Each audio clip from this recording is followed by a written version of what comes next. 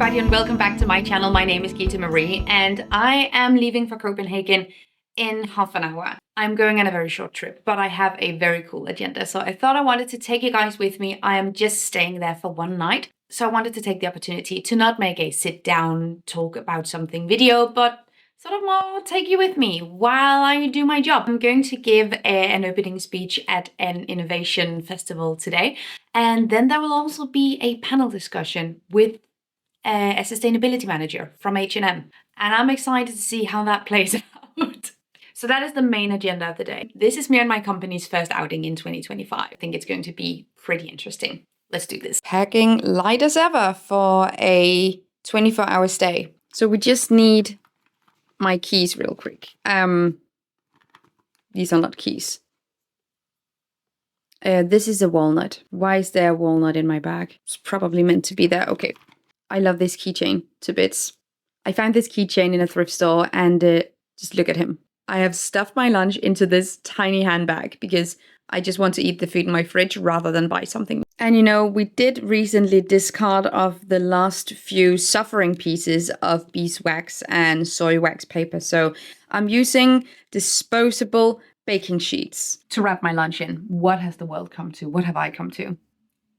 And while we head out the door, let's do a little fit check. So the pride and joy of this outfit is the coat. I've shown you this a million times. It is a secondhand Saks Potts coat. I absolutely love this to bits. Then I have a more recently acquired pair of shoes. So the thing is, I actually saw these in an actual store and I tried them on just to make sure that my calves could actually fit into these shoes because your girl has white calves. That's what that's about. But I didn't buy the shoes. I went on Vinted and I found them secondhand. I think it's like 70% of the price. They've never been worn before. So I got them secondhand instead. But I just tried them on in the actual store and I felt kind of criminal doing that. But you know, girls gotta hustle. The rest of my outfit is just regular thrifted stuff that I found here and there. And that's the look. I feel like this is the perfect combination of chic and comfortable and professional and something I can wear all day without actually wanting to just scream. As I'm getting older, I can definitely feel like my tolerance for uncomfortable outfits, it's like steady decline.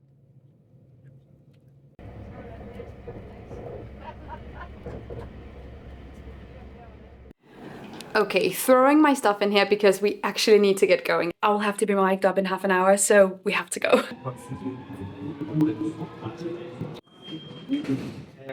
Also wishing all kinds of ill wishes on anyone who throws their cigarette butts. Just truly.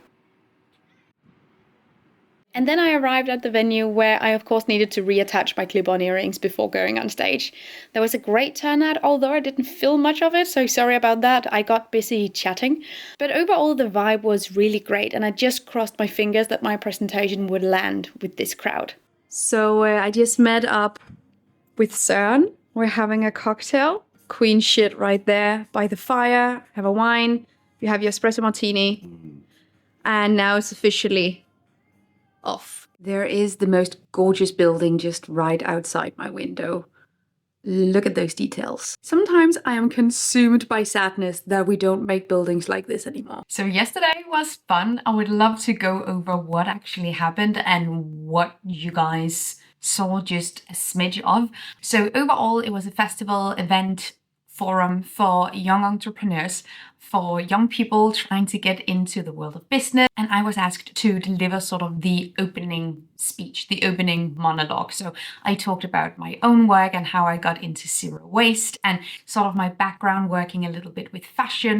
And then I also talked about sustainability with like more broader strokes. So talked about what sustainability actually is according to the Brundtland report from 1987 that sort of states the definition of sustainability being a type of development where we meet the demands of current generations without robbing future generations of the opportunity to meet their demands, which is sort of the concrete definition of sustainability. And the thing is, it's really hard to document that what you do as a business does indeed not rob future generations of opportunities to fulfill their own needs. That's really hard to do, which also means that it shouldn't be this easy as it is today to say that your brand or your product or whatnot is sustainable. And then I talked about what sustainability isn't. I talked about the fact that sustainability is not green leaves on packaging, that it's not carbon offsetting or planting trees with every purchase, that sustainability is not one thing and it's actually not a thing at all, it's a method. And then I talked about symbolic circularity and I brought up some pictures sort of to illustrate my point. Everything from McDonald's, Shell, Shein. I had a lot of different examples as to what sustainability isn't from companies trying to market themselves with sustainable options. And then I also used an H&M example. I used the Let's Close the Loop campaign that they ran a few years ago with Macy Williams, that I also did a whole reaction video to. So I'll leave that down below. And the thing is, there was a sustainability spokesperson from H&M at the event. He was going to give a speech right after me, and I knew that. So obviously I put in the H&M example completely on purpose because I'm so bad. Because they might talk a big game. You can find so much stuff about sustainability on H&M's website. But when you build a business model that thrives on overconsumption, when you encourage consumers to buy more than they need, also when you market circularity when there's really no infrastructure to support textile recycling today, especially not at the amount, the volume that we produce today. So this circularity, this system that they advertised doesn't exist. One of the coordinators was sitting like on the first row here, and then the representative from H&M was sitting over here.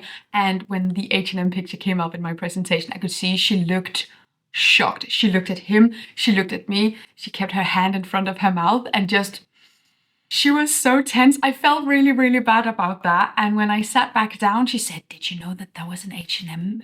She's like, "Yeah, I know. I'm so sorry. I'm never going to be invited back. I swear to God." But the reason why I did it, and also generally both at the event, during the panel, as well as just with the H&M representative, just the two of us, we had a conversation as well. He was very pleasant and eager to hear my perspectives on things as well. But obviously there's a lot of stuff we don't see eye to eye about. But overall, I think it's important, and I actually said to the coordinators when they hired me in, we had a quick meeting, I said, when you invite a big corporation like H&M to an event like this, you're also vouching for their sustainability marketing. I think it's very important that there's someone at events like this where brands like H&M gets to just claim things about sustainability that might not be a correct or accurate representation of their impact. I think it's important to question those claims and not just let them be claimed unchallenged. I think that is monumentally important. So I sort of took it upon myself to be that person a little bit. That was my evening yesterday. I have an hour until my train, so I'm gonna go and see if I can find some food to bring on the train, and then we're gonna go back home. Me and my absolute audacity.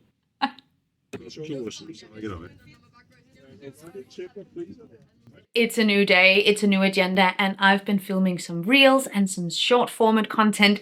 And one of the things that I really wanted to do today was do a recipe where the voiceover for the recipe is actually about something completely different. I love that format. I've done it a few times. And today I made a blueberry pie with a vegan cream. And this recipe slaps. So I'm going to do like an actual proper recipe for it as well, because it's very good. But I wanted to show it to you and I wanted to taste it with you. This is what it looks like. I am so stoked about the consistency of this.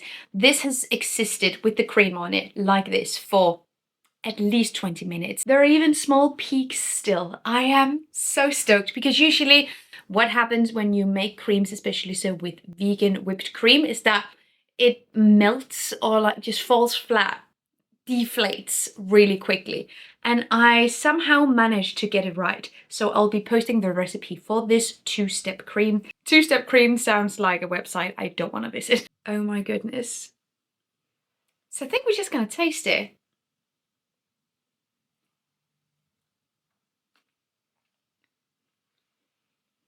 The pie crust I'm almost more excited about. I'm not inventing the reel here because these flavor combinations have been existing for ages.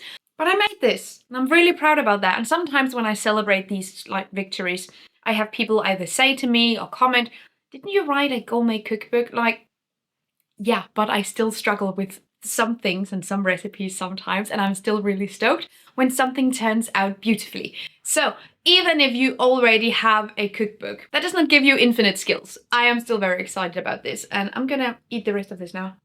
It's Monday, the 27th.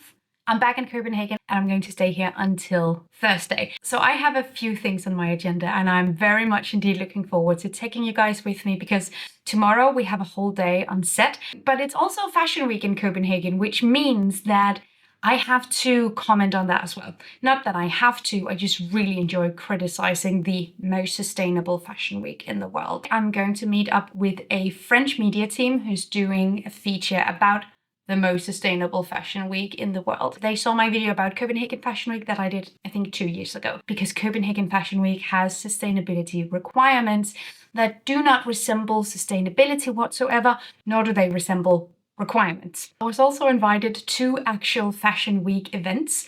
I haven't been in a few years. Now they're starting to invite me back. I don't know if they know what they are in for. Also, if you ever wondered, this is usually how I do tripods when I'm in a hotel. This is the trash can, and then there is a drinking glass on top. Then the camera is in the proper height for me to not look ridiculous. So yeah, this is what we do. I don't travel with a tripod because why would I? I swear to God, this video is all me in trains and me drinking. I'm so sorry. I mean this in the least obnoxious way possible, but my hair is so good today. Look at that. I even slept with the wet and everything. I don't know what I did, but it's so good. And it's filming day, so let's go. Bright and early. I met up with the guys from the media team and we borrowed an EV from Clever to transport all the gear in, which was so handy. Then I got to the venue and started setting up for interviews. Today we're filming the interviews with the key figures in the documentary, so the researchers, the production team, all the ones that pulled this together. So I also had to do my part today. This project will take 2 years to make. We'll be working with 500 divers in Denmark to map out the ghost gear, aka the left behind fishing gear, and its polluting impact on the environment. And then we'll work to clean the Danish waters from this plastic waste. Og min rolle i projektet er både at være en opsøgende force, nogen der stiller spørgsmål og tager jer med på rejsen, der ser med. Det handler jo om, at vi som forbrugere skal have et overblik over, jamen, hvordan ser det ud i vores lokale miljøer, men hvordan har lokale miljøer også noget at gøre med de mere globale tipping points, der er rundt omkring i verden. Okay, det kommer jo til at gå smooth. Ja, Jamen, jeg har mere. Fordi det har jo været sådan, at man har set konsekvenserne af forurening, konsekvenserne af global opvarmning og af klimaforandringer i mange dele af verden. Dem har vi kunne se længe. In between takes, I had some more time to get some work done, although I don't seem overly impressed here. And can we also take a moment to appreciate these recycling bins with Keanu Reeves on them? I just spoke with the media team from the French news platform, and they're going to come to the hotel, which I'm really excited about because last night I was out and we were walking outside for a while and I might have been colder than I anticipated because this is my back today. I can go to here and this is painful. I cannot move.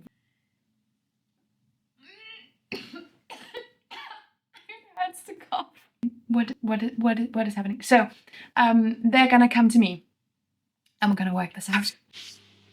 Exactly. My name is Gita Marie Johansson. I am an author, public speaker and an environmental educator. Fashion is a big one, and a year ago you made a really critical video about their claims and their minimum standards and requirements to be more sustainable. How do you feel about it now? The fashion industry is one of the most polluting industries on the planet, which means that it's also really essential that we look at how we consume fashion and how we consume textiles overall, but it's also important to create a boundary or a legal framework when it comes to how this industry operates. Post itself rather critical towards the most sustainable fashion week on the planet, which I think Copenhagen Fashion Week was praised as being. And overall, I think that is a statement that's not necessarily justified, or it's not something that's data-backed or proved. I think one of the major problems is that the fashion industry, as other industries as well, they're more eager to look at more short-sighted solutions. So using carbon offsetting or recycled polyester, instead of looking at downscaling the industry overall and creating fewer products but better products, instead of looking at how the business models in their instead of looking at how the business models inherently encourage overconsumption, which is the case today, I think it's important to look at the more long-sighted solutions that can actually have a big impact, because a lot of the places where the fashion industry currently focuses all their energy and resources, there's not a lot of data to back up that has any major benefit in terms of carbon emissions or in terms of overall impact. I would like to apologize for how wildly unorganized this vlog is. So, I just got home from Copenhagen. I was on a train for 6 hours. Pain started Tuesday evening and now it's Thursday afternoon, and I wouldn't wish this on anyone. I don't know why it started. I don't know how it got there. Because I was cold, because I was tense. I've never experienced anything like it. I stayed really close to the train station. The hotel was really close to the train station, but I haven't been able to walk. I haven't been able to go anywhere. So all of yesterday I was in taxis, trying to get to my meetings, trying to keep it together, but I didn't really eat anything because I couldn't get out to get stuff. So I ended up having some food delivered for dinner, but it was just not ideal. So I ended up booking a taxi to take me to the train station, even though it was really close by. And the taxi driver was so rude because he was really pissed that it was such a short trip. And I was just like, I can't walk. What do you want? The good news is that I take this stuff incredibly seriously. My mum has had dislocated or prolapsed discs, spinal discs. I don't know the proper terminology for it, but she's been really suffering since 2017. Really scared, honestly. I'm on some pain meds now, which does help a little bit, but I have never experienced anything like this. So I'll look into what remedies there is that I can do now. And then I have an appointment with a physical therapist tomorrow morning. It's Thursday now, and me and my partner and some of our friends, we're going to drive to Norway and we're going to go skiing. And I've been so excited about it. I haven't skied in over 10 years. But I don't know if I'm going to be able to ski now.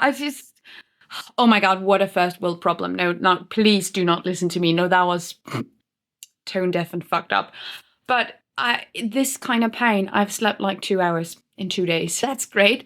So I think I'll end the video on that note, and I promise to be back with some content that just slightly more organized, slightly more uplifting, slightly less pain related, at least not this kind of pain related. Then we're going to look into existential climate anxiety induced dread. That is the kind of pain that we fuck with on this channel. So now I have my heating pad that ties all the way around, and it's a lifesaver. And then I borrowed a mat from my neighbor who also has back problems. And this is hard, and it's like, this is really uncomfortable, but it has been working wonders so far. I've just spent like 5 minutes on it and it works really well, I think. So, and I also have painkillers. So this is what we're doing now. So I don't know what this is. Anyway, that's it for this video. And I'm gonna be back soon. But what if I wanted this vlog to be nice and polished and just not this? Anyway, that's just... See you guys next time, and have an amazing time, and take good care of yourselves. Until then, bye. Ow, ow, ow, ow, ow, ow.